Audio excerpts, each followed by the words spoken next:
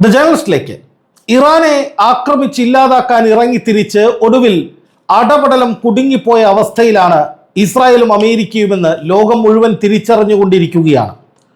ഈ യുദ്ധം വേണ്ടിയിരുന്നില്ല എന്നും ഇറാന്റെ പരമോന്നത നേതാവ് ആയത്തുള്ള അലി ഖാംനെയിയെ വധിക്കേണ്ടിയിരുന്നില്ല എന്നുമൊക്കെ അമേരിക്കൻ പ്രസിഡന്റ് ഡൊണാൾഡ് ട്രംപ് ചിലപ്പോൾ ചിന്തിക്കുന്നുണ്ടാകാം.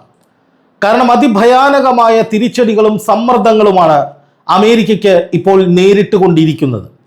അതിനേക്കാൾ കഷ്ടമാണ് ഇസ്രായേലിൻ്റെ അവസ്ഥ.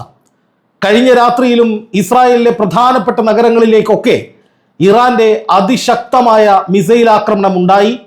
ആ മിസൈലുകൾ നഗരങ്ങളുടെ വിവിധ ഭാഗങ്ങളിൽ പതിച്ച് വലിയ സ്ഫോടനങ്ങൾ ഉണ്ടാകുന്നതിൻ്റെ ദൃശ്യങ്ങൾ ടൈംസ് ഓഫ് ഇന്ത്യ അടക്കമുള്ള മാധ്യമങ്ങൾ ഇപ്പോൾ പുറത്തുവിട്ടിട്ടുണ്ട്. ഒപ്പം ഇറാനൊപ്പം ചേർന്നുകൊണ്ട് ഹൂത്തികളും ഇസ്രായേലിന് നേരെ ആക്രമണം ആരംഭിച്ചതായാണ് റിപ്പോർട്ട്. നിലവിൽ ഹോർമുസ് കടലിടുക്കാണ് ഏറ്റവും വലിയൊരു പ്രശ്നമായി അമേരിക്ക കാണുന്നതെങ്കിൽ, ലോകം ഉറ്റുനോക്കുന്നതെങ്കിൽ, ഉടൻ തന്നെ സൂയസ് കനാലിലൂടെയുള്ള ചരക്കു നീക്കവും സ്തംഭിപ്പിക്കുന്ന വിധത്തിലേക്ക് ഹൂത്തികൾ കളത്തിലിറങ്ങുമെന്ന് പ്രഖ്യാപിച്ചു കഴിഞ്ഞു. ഇന്നലെ ഹൂത്തികളുടെ നിർണായകമായ ഒരു യോഗമുണ്ടായിരുന്നു. ആ യോഗത്തിലാണ് ഇറാനെതിരായി ഇനിയും ആക്രമണങ്ങൾ തുടർന്നാൽ അതിശക്തമായ പ്രത്യാക്രമണത്തിന് തങ്ങൾ രംഗത്തിറങ്ങുമെന്ന് ഹൂത്തികൾ പറഞ്ഞത്. അങ്ങനെ നോക്കുമ്പോൾ ഇറാന്റെ കരുത്ത് വർദ്ധിച്ചുകൊണ്ടേയിരിക്കുകയാണ്. ഇറാന്റെ മണ്ണിനുള്ളിൽ റഷ്യയുടെ സാങ്കേതിക സഹായത്തോടെ റഷ്യയുടെ ഉദ്യോഗസ്ഥരടക്കം ജോലി ചെയ്യുന്ന ബുഷഹർ ആണവ നിലയത്തിലേക്ക് ഇസ്രായേൽ ആക്രമണം നടത്തിയതോടെ റഷ്യയും ശക്തമായ നിലപാടുമായി ഇറാനൊപ്പം ഉറച്ചു നിൽക്കുകയാണ്. ഇറാനെതിരെ യുദ്ധം ചെയ്യേണ്ടതില്ല എന്ന നിലപാടിൽ തന്നെയാണ് ഇപ്പോഴും ഗൾഫ് രാജ്യങ്ങൾ നിൽക്കുന്നത്. അതുകൊണ്ട് തന്നെ അമേരിക്കയ്ക്ക് കൂട്ടിനാരുമില്ലാത്തൊരു സാഹചര്യം നേരത്തെ തന്നെ സംജാതമായിരുന്നു. അതിപ്പോൾ ശക്തമാകുന്നു. ഇറാന് മുമ്പെങ്ങുമില്ലാത്ത വിധത്തിലുള്ള കരുത്ത് ഉണ്ട് എന്ന് അമേരിക്കയുടെ ഇന്റലിജൻസ് വീണ്ടും വീണ്ടും റിപ്പോർട്ട് ചെയ്തുകൊണ്ടിരിക്കുന്നതായി റോയിറ്റേഴ്സ് പറയുന്നു.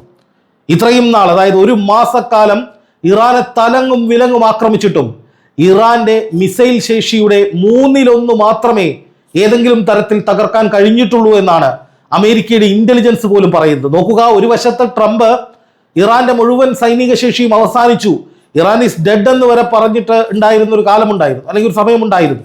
ആ സമയത്തൊക്കെയും ഇറാൻ തങ്ങളുടെ ബാലിസ്റ്റിക് മിസൈലുകളുടെ ശേഖരം നിരനിരയായി വെച്ചിരിക്കുകയായിരുന്നു എന്നുള്ളതാണ് യാഥാർത്ഥ്യം. അതായത് ഇറാന്റെ കരുത്തുമായി ബന്ധപ്പെട്ട് അമേരിക്കയും ഇസ്രായേലും നടത്തിയ കണക്കുകൂട്ടലുകൾ സകലതും പിഴച്ചു.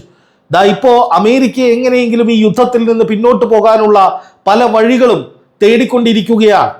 അത് പല നിർദ്ദേശങ്ങളുടെ രൂപത്തിൽ, ഒത്തുതീർപ്പിന്റെ രൂപത്തിൽ, ഭീഷണിയുടെ രൂപത്തിലൊക്കെ ഇറാനെതിരെ നിരന്തരമായി ട്രംപ് പറഞ്ഞുകൊണ്ടിരിക്കുകയുമാണ്. പക്ഷേ ഇസ്രായേൽ അതിനുള്ള സാധ്യതകളൊക്കെ തള്ളുന്ന വിധത്തിൽ, അതായത് ഏതെങ്കിലും തരത്തിൽ ഒരു ഒത്തുതീർപ്പ് ഉണ്ടാകാനുള്ള സാധ്യതകൾ പോലും ഇല്ലാതാക്കുന്ന വിധത്തിൽ ഇസ്രായേൽ നിരന്തരമായി ഇറാനിലേക്ക് ആക്രമണം നടത്തുന്നു. അതും ഇറാന്റെ ആണവ കേന്ദ്രങ്ങളിലേക്ക് വീണ്ടും ആക്രമണം നടത്തിയെന്നാണ് പുറത്തു വരുന്ന റിപ്പോർട്ട്. അരാഖ് ആണവ നിലയത്തിലേക്കാണ് ഇറാന് നേരെ ഇസ്രായേൽ ആക്രമണം നടത്തിയത്. തൊട്ടു പിന്നാലെ ഇസ്രായേലിന്റെ നഗരങ്ങളെല്ലാം തച്ചുടയ്ക്കുന്ന വിധത്തിലേക്ക് ഇറാന്റെ ഭാഗത്ത് നിന്ന് തുടർച്ചയായ ആക്രമണങ്ങൾ ഉണ്ടായി. ഇതിന്റെ അർത്ഥം ഇറാനെ പരിപൂർണമായി ഇല്ലാതാക്കാനോ, ഇറാന്റെ സൈനിക ശേഷി തകർക്കാനോ, ഇറാനെ ഈ 30-ാം ദിവസം, ഈ ഒരു മാസം പിന്നിടുമ്പോഴും ഇറാനെ ഏതെങ്കിലും തരത്തിൽ പിന്മാറ്റാനോ ഇസ്രായേലിന് സാധിക്കുന്നില്ല എന്ന് തന്നെയാണ്. ഇസ്രായേൽ ഇപ്പോൾ നടത്തിക്കൊണ്ടിരിക്കുന്നത് അമേരിക്കയുടെ താല്പര്യങ്ങൾക്ക് വിരുദ്ധമായ നീക്കങ്ങളാണ്. നമുക്ക് ഓർമ്മയുണ്ടാകും, ഡൊണാൾഡ് ട്രംപ്, അമേരിക്കൻ പ്രസിഡന്റ്, ഇസ്രായേലിന് ഒരു മുന്നറിയിപ്പ് കൊടുത്തിരുന്നു, ഇനി ഇറാന്റെ ആണവ കേന്ദ്രങ്ങൾ ആക്രമിക്കരുത് എന്ന്, ഊർജ്ജ കേന്ദ്രങ്ങൾ ആക്രമിക്കരുത് എന്ന്. 10 ദിവസത്തേക്ക് കൂടി വെടിനിർത്തൽ ഉണ്ട് എന്ന് അമേരിക്കൻ പ്രസിഡന്റ് ഡൊണാൾഡ് ട്രംപ് ഇന്നലെ പറഞ്ഞപ്പോൾ അതിൽ ഏറ്റവും പ്രധാനമായി ചൂണ്ടിക്കാണിച്ചത് ഊർജ്ജ മേഖലകളിലേക്കും ആണവ മേഖലകളിലേക്കൊന്നും ആക്രമണം നടത്തില്ല എന്നുള്ളതായിരുന്നു. പക്ഷെ അതിന് വിരുദ്ധമായി മണിക്കൂറുകൾക്കുള്ളിൽ ഇസ്രായേൽ ശക്തമായ ഒരു ആക്രമണം നടത്തിയത് അമേരിക്കയെ വല്ലാതെ ചൊടിപ്പിച്ചിട്ടുണ്ട്. അതായത് അമേരിക്കയും ഇസ്രായേലും തമ്മിലുള്ള ബന്ധം ഉലയുന്നു. ട്രംപിന് എന്ത് ചെയ്യണമെന്ന ഒരു പിടിയുമില്ലാത്ത സാഹചര്യം വരുന്നു. ഇപ്പൊ സൗദിയിൽ നിന്ന് കുറെ വ്യവസായികളുമായി ട്രംപ് കഴിഞ്ഞ മണിക്കൂറുകളിൽ മയാമിയിൽ ഒരു കൂടിക്കാഴ്ച നടത്തിയിരുന്നു.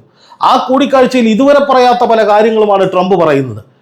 ഗൾഫ് മേഖലയിലേക്ക് ഇറാൻ നടത്തിയ ആക്രമണങ്ങളെ മുഴുവൻ തങ്ങൾ പ്രതിരോധിച്ചുവെന്നും ഞാനാണ് പശ്ചിമേഷ്യയുടെ രക്ഷകനെന്നുമാണ് ട്രംപ് ആ യോഗത്തിൽ പറഞ്ഞത്. നമുക്കറിയാം, ഓരോ ദിവസവും ഈ വീഡിയോ ചെയ്യുന്ന സമയത്ത് പോലും അറബ് രാജ്യങ്ങളിലേക്ക്, അവിടുത്തെ എണ്ണ കേന്ദ്രങ്ങളിലേക്ക് ഉൾപ്പെടെ, ഊർജ്ജ കേന്ദ്രങ്ങളിലേക്ക് ഉൾപ്പെടെ ഇറാന്റെ ആക്രമണങ്ങൾ തുടരുകയാണ്. കഴിഞ്ഞ മണിക്കൂറുകളിലൊക്കെ അവിടെ മിസൈലിന്റെ അവശിഷ്ടങ്ങളൊക്കെ വീണ് നിരവധി ആളുകൾക്ക് പരിക്കേറ്റിട്ടുണ്ട്. അതുപോലെ തന്നെ അമേരിക്കയുടെ സൈനിക കേന്ദ്രങ്ങൾക്കുള്ളിൽ നാശനഷ്ടങ്ങൾ ഉണ്ടാക്കിയതായി ഇറാൻ അവകാശപ്പെടുന്നുണ്ട്. അമേരിക്കയുടെ F-18 വിമാനങ്ങൾ അടക്കം തകർത്തിട്ടുണ്ട്. 13 സൈനിക താവളങ്ങൾ ആക്രമിച്ച് തകർത്തു എന്ന റിപ്പോർട്ടുകളൊക്കെ ഇന്നലെ പുറത്തു വന്നിരുന്നു. പക്ഷെ അപ്പോഴും ട്രംപ് പറയുന്നത് ഞാനാണ് രക്ഷകൻ പശ്ചിമേഷ്യയുടെ, അറബ് രാജ്യങ്ങളെ മുഴുവൻ പ്രൊട്ടക്ട് ചെയ്തത് ഞാനാണ്, അതുപോലെ ഹോർമുസ് കടലിടുക്കിനെ ഇനി ട്രംപ് കടലിടുക്ക് എന്ന് വിളിക്കപ്പെടും എന്ന് പോലും ട്രംപ് പറയുകയാണ്. ചിരിച്ചുകൊണ്ടാണ് അദ്ദേഹം പറയുന്നത്. അതായത് ഒരു കിളി പോയ അവസ്ഥയിൽ എന്ത് ചെയ്യണമെന്നറിയാത്ത ഒരു സാഹചര്യത്തിൽ മൊത്തത്തിൽ കയ്യിൽ നിന്ന് പോയി എന്ന് പ്രകടമാക്കുന്ന വിധത്തിലാണ് കഴിഞ്ഞ 2, 3, 4 ദിവസമായി ട്രംപിന്റെ ഇടപെടലുകളെല്ലാം നടക്കുന്നത്. അതായത് ഇസ്രായേലിനെ കൺട്രോൾ ചെയ്യാൻ പറ്റുന്നില്ല, ഇസ്രായേലിലേക്ക് നടത്തുന്ന ആക്രമണങ്ങളെ പ്രതിരോധിക്കാൻ കഴിയുന്നില്ല, അറബ് രാജ്യങ്ങളിലെ സൈനിക താവളങ്ങളെ സംരക്ഷിക്കാൻ കഴിയുന്നില്ല, 2 കപ്പലുകൾ ദുരൂഹ സാഹചര്യത്തിൽ തിരിച്ചു കൊണ്ടുപോകേണ്ട സാഹചര്യം വന്നു, അതിനെപ്പറ്റി വിശദീകരിക്കുന്നില്ല. കരയുദ്ധത്തിന് ഇറങ്ങുമെന്ന് പറഞ്ഞു. ഇപ്പൊ പറയുന്നു മാർക്കോ റൂബിയോ G7 രാജ്യങ്ങളുടെ, മാർക്കോ റൂബിയോ എന്ന് പറയുന്ന അമേരിക്കൻ വിദേശകാര്യ സെക്രട്ടറി, അദ്ദേഹം G7 രാജ്യങ്ങളുടെ ഒരു യോഗത്തിൽ പറഞ്ഞത്, ഫ്രാൻസിന്റെ ആഭിമുഖ്യത്തിൽ നടത്തിയ ഒരു യോഗത്തിൽ പറഞ്ഞത് ഇനി ഞങ്ങൾ കരയുദ്ധത്തിലേക്ക് ഇറങ്ങുന്നില്ല എന്നാണ്. അത് കഴിഞ്ഞ ദിവസം ട്രംപ് പറഞ്ഞത് ഞങ്ങൾ USS ട്രിപ്പോളി എന്ന് പറയുന്ന കപ്പൽ അയക്കുകയാണ്, അതിൽ 5000-ലധികം സൈനികരുണ്ട്, അതുപോലെ തന്നെ 90ഓളം വിമാനങ്ങളുണ്ട്, ഞങ്ങൾ നേരിട്ടുള്ള യുദ്ധത്തിലേക്ക് പോവുകയാണ്, ഒരു കരയുദ്ധത്തിലേക്ക് നീങ്ങും എന്ന നിലയിലൊക്കെയാണ് ട്രംപ് പറഞ്ഞിരുന്നതെങ്കിൽ തൊട്ടു പിന്നാലെ US state secretary Marco Rubio G7 രാജ്യങ്ങളോട് പറയുന്നത് ഞങ്ങൾ കരയുദ്ധത്തിലേക്ക് പോകില്ല എന്നാണ്. ഈ യുദ്ധം 3-4 ആഴ്ചകൾക്കുള്ളിൽ തീരുമെന്നാണ് ട്രംപ് ഒടുവിൽ പറയുന്നത്. നോക്കുക, ഈ യുദ്ധം തുടങ്ങിയ സമയത്ത് ട്രംപ് പറഞ്ഞ കാലാവധി 1 മാസമായിരുന്നു. ആദ്യം പറഞ്ഞു ദിവസങ്ങൾക്കുള്ളിൽ ഈ യുദ്ധം തീരും, ഞങ്ങൾ പെട്ടെന്ന് എല്ലാം തീർക്കും, ഇറാനിൽ പുതിയ ഭരണാധികാരി ഞാൻ പറയുന്ന ആളായിരിക്കും എന്ന നിലയിലാണ് ആദ്യം പറഞ്ഞത്. പിന്നീട് പറഞ്ഞു 4 ആഴ്ചയോളം യുദ്ധം തുടരുമെന്ന്.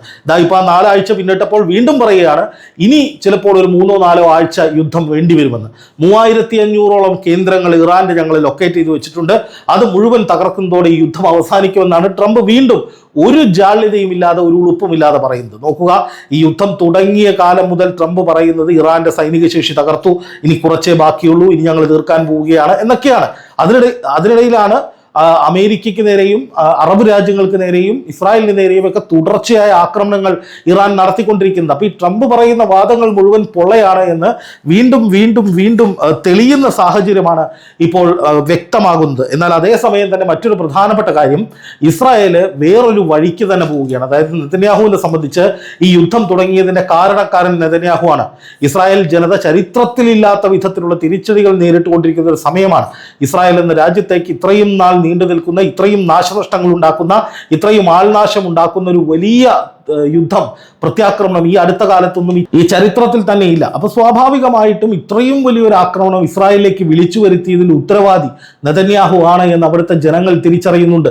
ഒരു കുഴപ്പവും ഇല്ലാതെ പോയിരുന്ന പശ്ചിമേഷ്യയിൽ യുദ്ധം തുടങ്ങി വെച്ചത് നെതന്യാഹു ആണ്, ഇസ്രായേലാണ്. അവരാണ് അമേരിക്കയെ കുത്തിയിളക്കി ഈ യുദ്ധത്തിലേക്ക് കൊണ്ടുവരുന്നത്. എന്തായാലും അമേരിക്കയിൽ തീർച്ചയായിട്ടും ഈ യുദ്ധത്തിനെതിരായ വലിയ ശബ്ദം ഉയരുന്നുണ്ട്. ഇങ്ങനെ പോകുന്നത് വലിയ സാമ്പത്തിക ബാധ്യതയും മറ്റ് വലിയ പ്രശ്നങ്ങളും അനിഷ്ട സംഭവങ്ങളും ഒക്കെ ഉണ്ടാകും എന്ന മുന്നറിയിപ്പ് അമേരിക്കയ്ക്കുള്ളിൽ നിന്ന് ലഭിക്കുന്നുണ്ട്.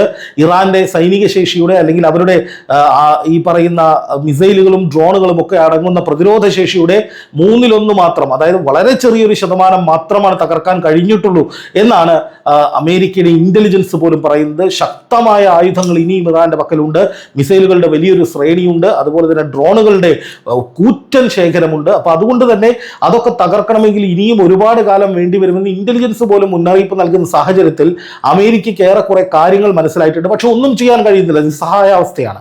എന്താണ് ചെയ്യേണ്ടതെന്ന് അവർക്കൊരു രൂപവുമില്ല. കാരണം യുദ്ധം നിർത്താനുള്ള എന്തെങ്കിലും സാഹചര്യത്തിലേക്ക് നീങ്ങുകയാണെങ്കിൽ ഇറാൻ പറയുന്ന 5 നിർദ്ദേശങ്ങൾ അംഗീകരിക്കേണ്ടി വരും. ആ 5 നിർദ്ദേശങ്ങൾ എന്ന് പറയുന്നത് അമേരിക്കയുടെ പശ്ചിമേഷ്യയിലെ മുഴുവൻ പിടിയും ഇല്ലാതാകുന്ന വിധത്തിലേക്ക്, സൈനിക കേന്ദ്രങ്ങൾ മുഴുവൻ തിരിച്ചു വിളിക്കേണ്ട അവസ്ഥയിലേക്കാണ് കാര്യങ്ങൾ പോകുന്നത്. അപ്പൊ അത് ചെയ്യുകയാണെങ്കിൽ അത് ആത്മഹത്യാപരമാണ്. ട്രംപിന്റെ മുഴുവൻ സ്വപ്നങ്ങളും അവിടെ തകർന്നടിയുകയാണ്. എന്ന് മാത്രമല്ല, ഏതെങ്കിലും തരത്തിൽ അനുനയിപ്പിക്കാനുള്ള ഒരു ശ്രമം നടത്തുമ്പോൾ തൊട്ടപ്പുറത്ത് ഇറാന് നേരെ ആക്രമണങ്ങൾ നടത്തിക്കൊണ്ടിരിക്കുകയാണ്. ഇറാനാകട്ടെ കരുത്തു വർദ്ധിപ്പിച്ച് ഹിസ്ബുള്ളയെയും ഹൂത്തികളെയും ഒക്കെ കളത്തിലിറക്കി ഈ യുദ്ധം മറ്റൊരു തലത്തിലേക്ക് കൊണ്ടുപോവുകയാണ്. അറബ് രാജ്യങ്ങളെ സംബന്ധിച്ച് സൗദിയൊക്കെ ശക്തമായ നിലപാടുമായി ഇറാനെതിരെ രംഗത്ത് വരുന്നുണ്ട് എങ്കിലും ഒരു തുറന്ന തുറന്ന യുദ്ധത്തിലേക്ക്, അതായത് സായുധമായി ഇറാനെ നേരിടുക എന്ന നിലയിലേക്ക് ഒരിക്കലും അറബ് രാജ്യങ്ങൾ പോവുകയില്ല. കാരണം ഇപ്പോൾ അമേരിക്കൻ സൈനിക കേന്ദ്രങ്ങളിലേക്കും അല്ലെങ്കിൽ അമേരിക്കൻ ബന്ധമുള്ള ഓയിൽ കമ്പനികൾക്ക് നേരെയും മറ്റ് കമ്പനികൾക്ക് നേരെയും ഒക്കെയാണ് ഇറാൻ പ്രധാനമായും ആക്രമണം നടത്തുന്നതെന്നാണ് ഇറാൻ പറയുന്നത്. പക്ഷേ നേരിട്ടുള്ള ഒരു യുദ്ധത്തിലേക്ക് പോയാൽ അത് ജനങ്ങളെ ബാധിക്കുന്ന വിധത്തിലേക്ക്, ജനവാസ കേന്ദ്രങ്ങൾ തകർക്കപ്പെടുന്ന വിധത്തിലേക്ക് ഒരു വലിയ യുദ്ധമായി മാറും. പിന്നെ അത് ഒരു മേഖലാ യുദ്ധവും കടന്നൊരു മഹായുദ്ധത്തിന്റെ സാധ്യതകളിലേക്ക് പോകും. പിന്നെ അത് പിടിച്ചാൽ കിട്ടാത്ത അവസ്ഥ വരും. അതുകൊണ്ട് തന്നെ അറബ് രാജ്യങ്ങൾ ഒരിക്കലും അത്രയും കടുത്ത നിലപാടിലേക്ക് പോകില്ല. പക്ഷെ എന്തായാലും ഇപ്പോൾ ട്രംപിനും നെതന്യാഹുവിനും രണ്ട് തരം ചിന്തകളാണ്.